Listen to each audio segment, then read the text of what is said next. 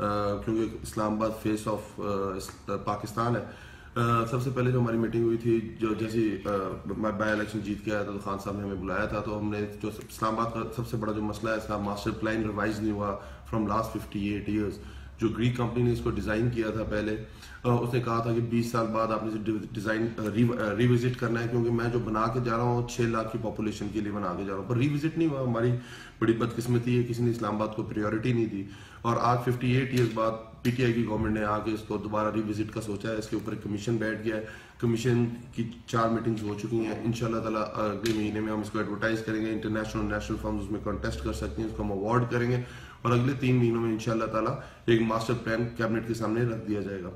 इसके अंदर बहुत सारी चीज़ें हैं कि आपने देखा होगा, जो खान साहब का विजन है कि जो शहर होते हैं वो हॉरिजेंटल नहीं फैलते दुनिया में, अब वर्टिकल फैलते हैं। तो हमारे यहाँ रिस्ट्रिक्शंस थी, जो हमारे 1960 के ऑर्डिनेंस और उसके बाद जो रूल्स और रेगुलेशन और उसके बाद 92 की जोनिंग रेगुलेशन के तहत,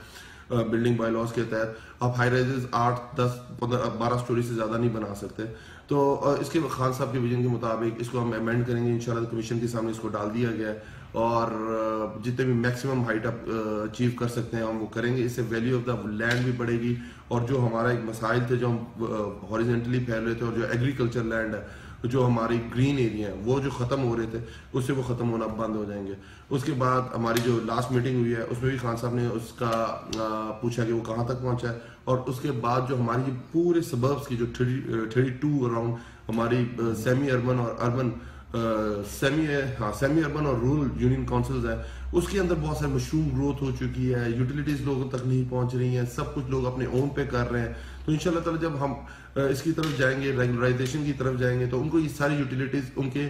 डोर स्टेप पे मिल सकेंगी, और इंशाल्लाह ताला अगले साल तक बड़े बीच में ये बहुत बड़े मेगा प्रोजेक्ट्स भी लेके आ रहे हैं, जिसमें 7th एवेन्यू पे हमारा इंटरसेक्शन आ रहा है, उसके बाद हमारा रावल डैम उसको हम वाइडनिंग कर रहे हैं, उसके अलावा हमारा जो कुराल से रवात तक जो